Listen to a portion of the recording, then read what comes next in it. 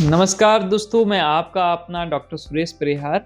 आज इस वीडियो के माध्यम से मैं आप सभी से 5 स्टेप्स डिस्कस करने वाला हूँ, जिन 5 स्टेप से 5 स्तर से 5 सीढ़ियों से आप अपनी एंग्ज़ायटी से बाहर आ सकते हैं। दोस्तों, एंग्ज़ायटी यानी कि चिंता प्रधान जो समस्या है, वो समस्या हर किसी के साथ में हो सकती है। जब भी माइंड एक ऐसी परिस्थिति में उलझ जाता है जिसके अंदर माइंड को बहुत तेज़ चलना है, उसको समय पर लक्ष्य पूरे करने हैं और उसको बहुत सारी इमोशनल चीज़ों से गुज़रना पड़ रहा है। मान लो कोई दुःख, दर्द, कोई परेशानी हो गई है, तो माइंड एक अलग रूप में चलता है, लेकिन कुछ ही समय के बाद में हो सकता है कि वो रूप परमानेंट हो जाए। परिस्थितियाँ तो सही होगी, लेकिन वो रूप अभी बना हुआ है। तो एंग्ज़ायटी वहाँ से शुरुआत हो जाती है।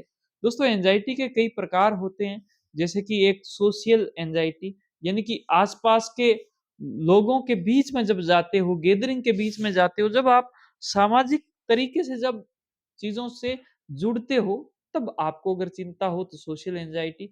अगर जनरल बिना किसी कारण से एक एंग्ज़ायटी हो रही है, तो इसको हम जनरलाइज़्ड एंग्ज़ायटी डिसऑर्डर बोलते हैं।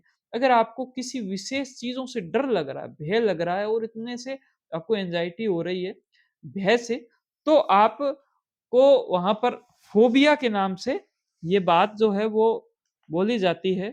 और इतना ही नहीं है, अगर आपकी एंग्ज़ायटी नॉर्मली नहीं है, लेकिन एकदम से बहुत तेज़ एंग्ज़ायटी आ रही है और इतनी तेज़ आ रही है कि आपसे सँभला नहीं जा रहा, तो इसका मतलब आप पैनिक डिसऑर्डर में जा रहे हो। दोस्तों, 5 जो लेवल है, जिसके माध्यम से आप अपनी एंग्ज़ायटी को ठीक कर सकते हो, उसमें सुधार ला सकते हो। अगर वो एंग्ज़ायटी हल्की हुई, तो आपको बहुत ही अच्छे से अपने आप को कंट्रोल करने में हेल्प मिलेगी। दोस्तों, सबसे पहली बात ये है कि जैसे बोलते हैं कि डर के आगे जीत है, कि आप एक जो डर का जो रास्ता है, अगर आप डर का रास्ता तय कर लेते हो, तो आगे आपको जीत मिल जाएगी। तो उसी प्रकार से आप जिन चीज़ों से डरते हो, जिन चीज़ों की वजह से आपको एंग्ज़ायटी होती है, अगर आप उनके प्रति एक्सपोज़ करना प्रारंभ कर दें, यानी कि उस माहौल में जाना प्रारंभ कर दें, जिस माहौल में जाने से आपको एंग्ज़ायटी हो रही है, तो इस बात को कहते हैं एक्सपोज़ करना। अगर आप एक्सपोज़ करना प्रारंभ कर दें, कुछ ही टाइम के बाद में धीरे-धीरे वो जो रास्ता तय करते-करते एक जैसे ही रास्ता आप तय कर लेते हो, उसी के साथ में क्या है कि आप डर के आगे जीत जो है, यानी कि एंग्ज़ायटी फ्री जो लाइफ़ है, वो जीने लग जाओगे। दोस्तों, जब आप इस रास्ते को तय करते हो, तो एक बहुत ही बड़ी घटना एक घटित होती है और वो घटना ये होती है कि लोग जो एंग्ज़ायटी में है, चिंता में है, वो उस रास्ते पर जैसे ही चलना प्रारंभ करते हैं या वैसी परिस्थितियाँ जैसे ही आती है, तो वो वहाँ से भाग खड़े होते हैं। यानी कि उसको एस्केप कर देते हैं, उसको छोड़ देते हैं। तो वो जैसे ही छोड़ते हैं, उसी के साथ में एस्केपिज़्म की वजह से आपके माइंड में ये बात एकदम फिट हो जाती है कि वास्तव में ही कुछ ऐसा कारण है, जिसकी वजह से मुझे डरना ही चाहिए। माइंड जो है, वो कर्म की भाषा समझता है। जैसे ही आपके कर्म भागने के हो जाते हैं, उसी के साथ में माइंड ये समझेगा कि साहब वहाँ पर बहुत बड़ी चिंता है और हमें तो वहाँ से निकलना जो है हमारे लिए बड़ा ही मुश्किल हो गया है और यहाँ से हम बाहर नहीं निकल सकते। दोस्तों, एस्केप जो है यानी कि भागना आपको नहीं है। जब-जब आप भागते हो, एंग्ज़ायटी के जो पैटर्न है वो आपकी ओर मजबूत होते चले जाते हैं।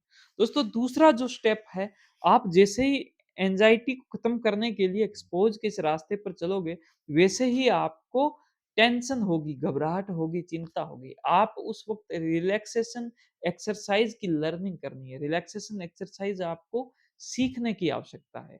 आप लंबे-लंबे साँस ले सकते हो, अपने आप को आराम से बिठा सकते हो, 1 मिनट, 2 मिनट, 3 मिनट रिलैक्स कर सकते हो और इसका अभ्यास जितना करते रहोगे, उतना ही ज़्यादा आपको रिलैक्सेशन एक्सरसाइज़ सीखने का एक प्रकार से एक अवसर मिलेगा, आपकी ये जो अभ्यास है मजबूत होता चला जाएगा। तीसरी जो बात ये है कि दोस्तों, जैसे ही आप इस रास्ते पर चलते हो, वैसे ही आपको एंग्ज़ायटी है वो बहुत ही ज़्यादा डर जो है बहुत ही ज़्यादा महसूस होगा। वहाँ पर आपको फ़ियर वेंटिलेशन करना है। यानी कि जैसे आप अपने कमरे का खिड़कियाँ, दरवाज़ा खोलकर वहाँ की गंदी जो हवा है, उसको बाहर निकालते हो पंखा चलाकर। वैसे ही आपको अपने मन के अंदर जो डर बैठा है, उसको बाहर निकलने देना है। उसको महसूस करना है कि हाँ जी, जितना भी डरना है अपने माइंड को उसको कहो तू तो डर।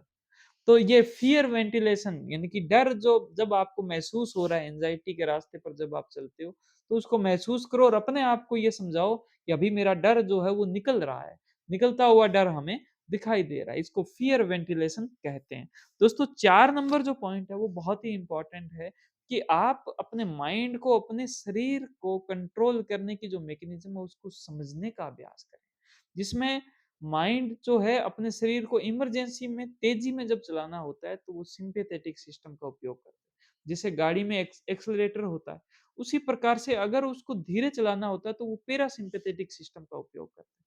जिसके अंदर रिलैक्सेशन आता है, सांसों की गति आराम से हो जाती है, हृदय की धड़कन आराम से हो मेडिटेशन के माध्यम से हम इस पैरासिम्पैथेटिक सिस्टम को एक्टिवेट कर सकते हैं।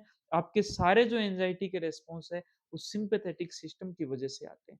तो इस वजह से सिंपैथेटिक सिस्टम को आपको कम से कम रखना है अगर आप एंग्जायटी में हो और पैरासिम्पैथेटिक सिस्टम को आपको बढ़ाते रहना है, जो कि रिलैक्सेशन एक्टिविटी है उसके माध्यम से हो जाएगा।